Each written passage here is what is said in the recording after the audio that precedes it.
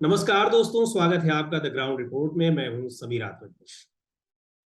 भारत को धर्म के आधार पर दो राष्ट्रों के में बांटने के लिए जिम्मेदार ब्रिटेन की महारानी एलिजाबेथ द्वितीय का के अंतिम संस्कार की तैयारियां हो रही थी। और उसी वक्त पिछले शनिवार को ब्रिटेन के लीस्टर शहर में हिंदुओं और मुसलमानों के बीच में सांप्रदायिक दंगे हो रहे थे। ऐसे वीडियोज आए और जो दिखाई पड़ रहा था वो आमतौर पर ब्रिटेन में दिखाई नहीं पड़ता है। वहां रहने वाले लोग भी ये कहते हैं कि इस तरह की चीजें यहाँ पर आमतौर पर नहीं होती।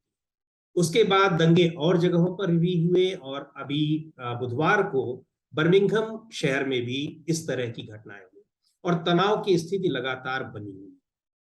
ऐसी घटनाएं क्यों हो रही हैं? क्या इनके पीछे कारण हैं? ये अचानक हो रही हैं या फिर इनकी पृष्ठभूमि पहले से तैयार हो रही थी?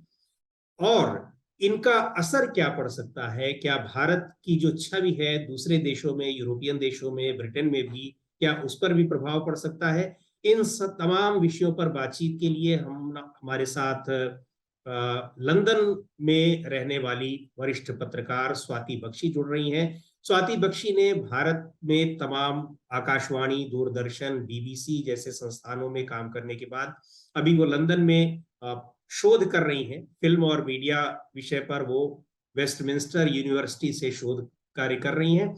उनसे हमने जानने की कोशिश की कि इन सारी घटनाओं के पीछे क्या कारण थे और क्या इन सारी घटनाओं का असर क्या हो सकता है। क्या भारत की जो छवि है उस पर भी असर हो सकता है? क्या भारत और ब्रिटेन के बीच जो संबंध है उस पर भी असर हो सकता है? और क्या भारत से ब्रिटेन जाने वाले लोगों के लिए रुकावटें भी अब आ सकती हैं? तो स्वाति, सबसे पहले तो हमको ये बताएं कि जो लेस्टर में और उसके बाद ये बर्मिंघम में दिखा और लगातार कुछ कई जगहों पर ये जो दोनों हिंदू मुस्लिम समुदायों में एक तनाव वाली स्थिति दिख रही है, कभी ऐसा नहीं रहा, सुनने में आया। हालांकि कुछ एक छिटपुट घटनाएं जरूर होती रही है।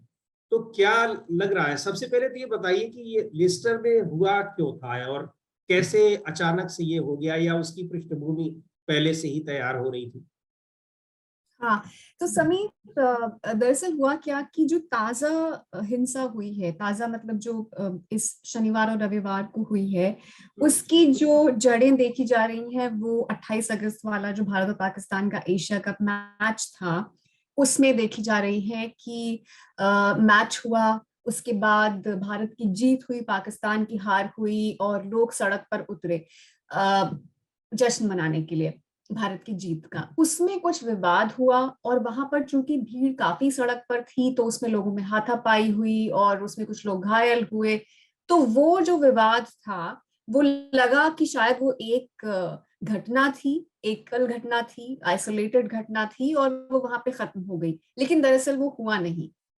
क्योंकि वहां से वो शुरू होना, जो एक टसल था दोनों समुदायों के बीच में, वो शुरू हुआ और उसके बाद इस शनिवार को जाकर वो इतना हिंसक रूप ले लेगा इसकी किसी को भी उम्मीद नहीं थी। क्योंकि पूरा जो ब्रिटेन है वो एलिजाबेथ द्वितीय जिनकी भी मृत्यु हुई तो उनके अंतिम संस्कार की तैयारियों में था। पुलिस का बहुत बड़ा जो मतलब उनकी जो संख्या है वो इस पूरी तैयारी में लगी हुई थी कि किस तरह से वो पूरा अंतिम संस्कार की प्रक्रिया जो है वो पूरी की जाएगी।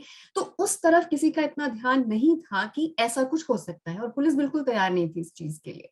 उसी की वजह से ये भी हुआ कि जब दरअसल शनिवार को 200 लोगों का एक पूरा गुट बनकर प्रदर्शन करने के लिए वो पूर्वी लेस्टर का इलाका है, बेलग्रेव कहा जाता है जिसे, वहां पर आ गए, वो लोग जमा हो गए। पुलिस को अचानक से सूचना मिली कि लोग इकट्ठे हो रहे हैं और इतने जाहिर है कि इतने छोटे से वक्त में, शाम का वक्त था तो इतने छोटे वक्त में इतने बड़े पुलिस बल को जो है वो इकट्ठा करना मुश्किल था बहुत ज्यादा। तो सीमित संख्या में पुलिस वाले वहां पर थे, उन्होंने कोशिश की, पुलिस के साथ झड़पें हुई क्योंकि लोग चाहते थे कि वो उस सड़क पर मार्च करें और पुलिस इसकी इजाजत नहीं दे सकती थी क्योंकि वो एक अनऑथराइज्ड यानी कि एक अनियोजित प्रदर्शन था जिसकी पहले से कोई परमिशन ली नहीं गई थी। तो पुलिस ने अलाउ नहीं किया, झड़पें हुई, उसमें पुलिसकर्मी घायल हो गए, 15 के करीब तो बताए जाते हैं कि घायल हुए। उसके बाद फिर क्या हुआ कि किसी तरह रोका गया लोगों को घर वापस भेजा गया। हालांकि अगर आप पढ़ें जो पुलिस का ब्यौरा है पूरा, तो उसमें कहा ये उन्होंने कि एक तरफ 200 लोग थे और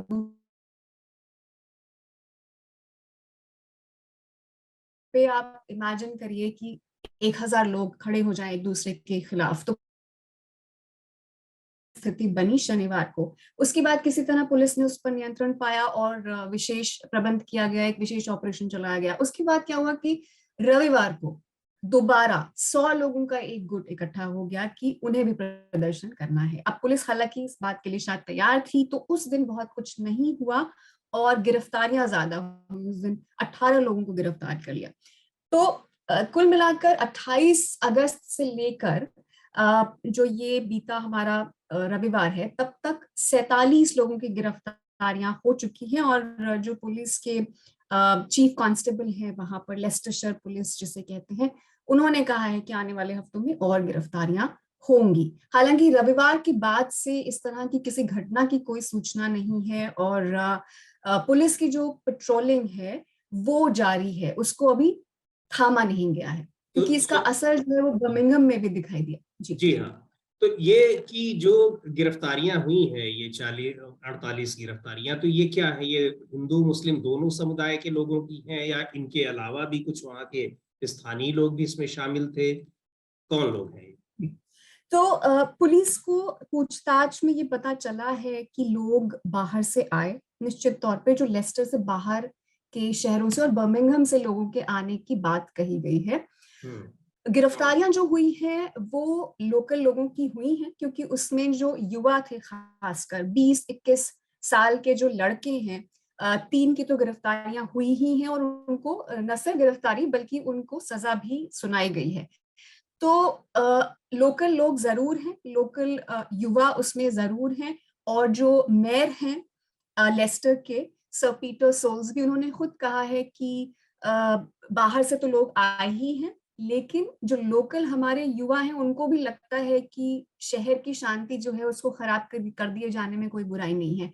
और जहां तक हिंदू और मुसलमान दोनों समुदायों का सवाल है, तो जाहिर तौर पर चूंकि हम्म। इसमें दोनों शामिल हैं, तो गिरफ्तारियां दोनों तरफ से हुई हैं। लेकिन हाँ, पुलिस की आलोचना इस बात के लिए हुई है और आरोप ये लगे हैं पुलिस के ऊपर कि जिस दिन शनिवार को हिंदुओं की संख्या ज्यादा थी, उस दिन गिरफ्तारियां नहीं की गई, लेकिन रविवार को ज्यादा की गई।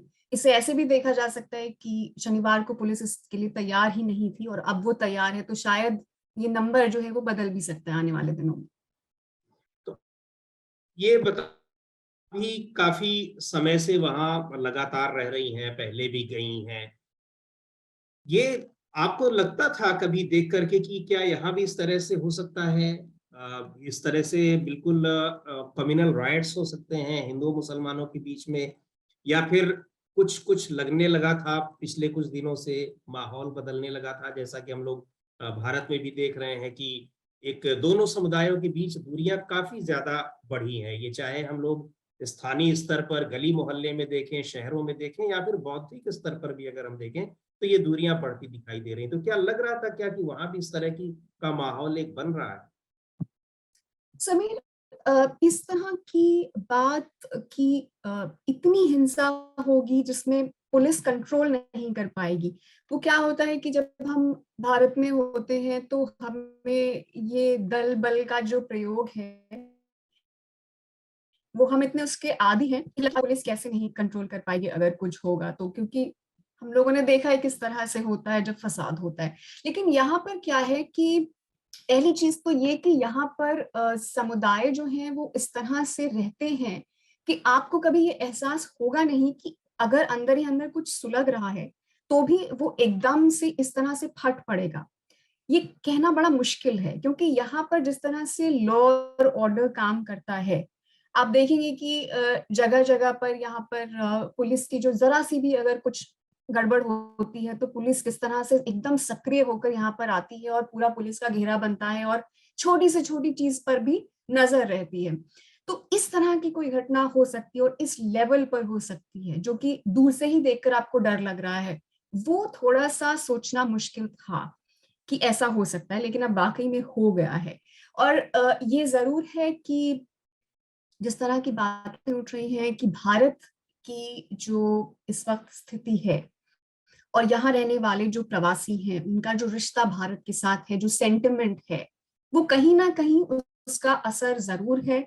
और उसको नकारा नहीं जा सकता, बिल्कुल नहीं नकारा जा सकता कि लोग जो हैं वो किस तरह के हालात देश के अंदर हैं, भले ही वो उसका हिस्सा है या नहीं है, लेकिन वो जो एक नेशनलिज्म की भावना होती है, या क्योंकि वो एक एब्स्ट्रैक्ट भावना है तो आप उसके साथ रिलेट करते हैं, वही चीज है कि वो माहौल बदल गया है। ये कहना होगा और ये मानना भी होगा कि वो भारत की जो अंदरूनी स्थिति है उसका कहीं ना कहीं असर यहाँ के सामुदायिक जो समीकरण है, लोगों के बीच में जो रिश्ते हैं, उन पर साफ तौर पर दिख रहा है।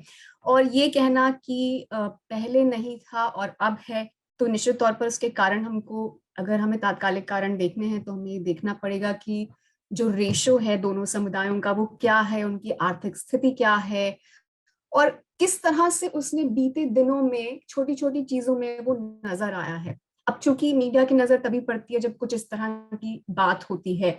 अगर कम्युनिटी के लेवल पर रिपोर्टिंग हो रही होगी, जो स्थानीय अखबार होते हैं, तो उनको शायद ये पता होगा कि दरअसल ये अभी नहीं हुआ, ये पिछले कुछ समय से चल रहा है।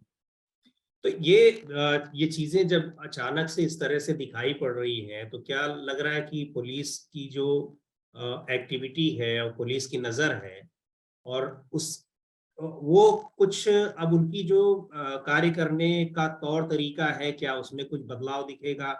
ये दोनों समुदाय के लोग और ज्यादा संदेह की नजर से देखे जाएंगे, उस तरीके से पुलिस जो है काम करने की तैयारी कर रही है। निश्चित तौर पर पुलिस के जो अधिकारी हैं और उनके बयान इस घटना के बाद आप पढ़ें तो वो खासे नाराज थे इस बात से कि लोग किस तरह से जो पुलिस वाले उन्हीं को बचाने की कोशिश कर रहे हैं उनसे लड़ रहे थे और उनको घायल करने की कोशिश कर रहे थे। तो पुलिस जो है वो इस बात से खासी नाराज थी और अधिकारियों ने अपने बयानों में कहा कि हमारे जो कर्मचारी हैं, हमारे जो ऑफिसर्स हैं पुलिस के, वो इसलिए नहीं आते लोगों के बीच में कि लोग उनको मारें और उनको घायल कर दें। तो उनको ये चीज का खासी बुरी लगी है निश्चित तौर पर। तो पुलिस में अंदरूनी तौर पर जरूर ये बात उठी होगी कि इस तरह की घटनाएं अगर होती हैं तो इनको और सख्ती से दबाने की जरूरत है, जो कि हमें अब दिख भी रहा है मेरे ख्याल से, क्योंकि पेट्रोलिंग जो की जा रही है और किसी को एक गुट में खड़े नहीं होने दिया जा रहा है लोगों को, तो वो एक तरह से जैसे हमारे यहाँ धारा 144 लगाई जाती है कि आप कहीं भी खड़े नहीं हो सकते, तो यहाँ पर वो कहकर तो नहीं किया जा रहा है, लेकिन अंदरूनी तौर पर जरूर निर्णय लिया गया होगा कि अगर ये सिलसिला चलता है तो पुलिस महकमे के लिए, उसके अपने कर्मचारियों के लिए ये बेहद खतरनाक है। तो ये जरूर देखा जा सकता है आने वाले दिनों में कि कहीं ऐसा तो नहीं कि जिसे हम रेशियल प्रोफाइलिंग कहते हैं, और वो एक सच है, ऐसा नहीं है कि कोई बनाई गई बात है, वो हमने दुनिया में उसका एक्सपीरियंस देखा है कि पुलिस को वो करना, वो करती है। तो आपकी बात में कहीं ना कहीं ये जरूर एक एक एक मतलब इसमें शक पैदा होता है कि कहीं ऐसा ना हो कि इसके जो है वो दूरगामी और बहुत नकारात्मक परिणाम बाकी लोगों के लिए भी हो समुदाय में जिन्होंने कुछ नहीं किया। तो ये क्या इसको, ये घटना जो हुई है और इसमें चूंकि जिस तरीके से नारे लगाए गए हम लोगों ने वीडियोस में सुने हैं, लीस्टर वाले में हम्म। और बर्मिंघम में भी जो तरह जो हुई और भी जो वीडियोस आए हैं, तो क्या लग रहा है कि इससे कि भारत की छवि पर भी कुछ असर पड़ेगा, वहां जो भारतीय समुदाय के लोग रह रहे हैं? क्योंकि अभी तक इस तरीके से यहाँ के लोगों के बारे में ऐसा नहीं सुनाई पड़ा था कि उनके ऐसे नारे लगे हों और कम्युनल राइट्स राइट्स में जो है उन्होंने हिस्सा लिया हो या उसको किया हो। हम्म। और ये बहुत जरूरी बात है, और इसमें दरअसल जो स्थानीय लोग हैं उनके अगर आप बयान भी पढ़ेंगे, और जो लोग सामुदायिक अपने को एक्टिविस्ट कह रहे हैं वीडियोस में, अगर आपने जितने वीडियोस आए उसमें देखा होगा तो एक खास शख्स हैं जिनका काफी ज्यादा वीडियोस सोशल मीडिया पर हैं और वो बहुत कुछ कह रहे हैं। अम, तो कहीं ना कहीं लोगों का ये भी मानना है कि ये होम ग्रोन जिसे कहते हैं ना, कि उस जमीन से पैदा हुई आइडियोलॉजी नहीं है, विचारधारा नहीं है, जो भी हिंसात्मक विचारधारा है उसका संबंध भारत की जमीन से है, ब्रिटेन की जमीन से नहीं है। तो कहीं ना कहीं एक राष्ट्र को तो उससे जोड़कर देखा ही जा रहा है, और निश्चित तौर पर अगर ये आगे बढ़ती है हिंसा, जिसका बहुत डर है। इस मामले में डर बहुत ज्यादा यही है कि कहीं ऐसा ना हो कि ये पूरे उस, जिसे मिडलैंड कहते हैं, जहां पर बहुत ज्यादा हिंदू और मुसलमानों की संख्या है, धीरे धीरे करके ये उस पूरे क्षेत्र को अपनी चपेट में ले ले, उसकी बहुत ज्यादा संभावना है। तो निश्चित तौर पर भारत को इससे जोड़कर देखा जा रहा है, और राष्ट्र की छवि का जो सवाल है, देश की छवि का वो सवाल है, वो इससे जुड़ा हुआ है, क्योंकि इसे लोकल कारण नहीं माना जा रहा। मेयर ने खुद अपने बयान में कहा कि ये जो चिंगारियां हैं, इनकी जो वजह है वो लोकल नहीं है, और बाहर से आकर लोग ये कर रहे हैं। बाहर से आने का मतलब ये भी है कि वो लोग जो यहाँ पैदा नहीं हुए, यानी वो भारतीय जो भारत से आए और अपनी विचारधारा लेकर लेकर के। आए हैं, तो इस तरह की निश्चित तौर पर बात है। तो ये यही इसी से जुड़ा मेरा अगला सवाल है कि क्या ब्रिटेन की अपनी भारत को लेकर के, दूसरे देशों को भी लेकर के, खासतौर पे मैं भारत की ही बात कर रहा हूँ, कि अपनी जो इमिग्रेशन पॉलिसी है, जिस तरीके से बहुत आसान हुआ करता है दूसरे और जो देश हैं उनकी तुलना में ब्रिटेन का वीजा हासिल करना, वहां जाना, चाहे एजुकेशन वीजा हो या फिर टूरिस्ट वीजा हो और भी तरह की चीजें, क्या वो इसको भी रिव्यू कर सकता है और इसमें थोड़ी सख्ती ला सकता है, ये जो घटना हुई है इसके बाद?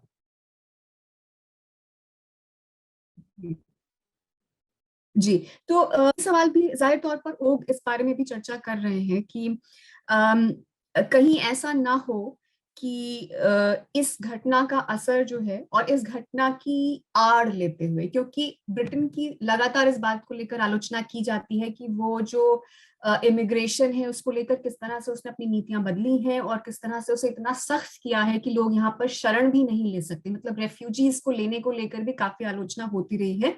पीछे जो नागरिकता बिल पारित किया गया था, बहुत बहुत मेजर बदलाव हुआ है उसमें। तो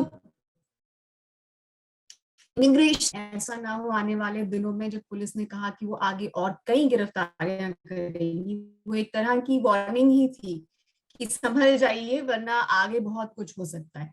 तो वो जो एक वार्निंग है, उसका एक पहलू ये भी हो सकता है कि लोगों को इसके आधार पर डिपोर्ट कर दिया जाए, क्योंकि कानून अब पहले से बहुत ज्यादा सख्त हो चुका है, और ब्रिटेन वैसे ही इमिग्रेशन को बहुत सीमित करने की मानसिकता के साथ चल रहा है। ये जो सरकार है, कंजर्वेटिव सरकार, ये इमिग्रेशन को लेकर इसका जो रवैया रहा है, वो उसकी काफी आलोचना यहाँ की मीडिया में भी होती है। तो वो जरूर इन निर्णयों जो इमिग्रेशन से जुड़े हैं, लोगों की एप्लीकेशन से जुड़े हुए हैं, अगर वो कोई एप्लीकेशन प्रोसेस में है, उसके ऊपर असर हो सकता है। कुछ लोगों के हो सकता है पासपोर्ट कैंसिल कर दिए जाए, उन्हें डिपोर्ट कर दिया जाए। अगर इस तरह की खबरें आगे आती हैं तो हमें हैरान नहीं होना चाहिए वाकई में। बहुत बहुत धन्यवाद स्वाति, आपने बातचीत की, बहुत सारी बातों को आपने स्पष्ट किया। Thank you very much. आपसे फिर कभी इस तरह के मुद्दों पर कुछ आपसे चर्चा हम आगे भी करते रहेंगे। बहुत बहुत जरूर शुक्रिया। सही, हम्म। बहुत शुक्रिया।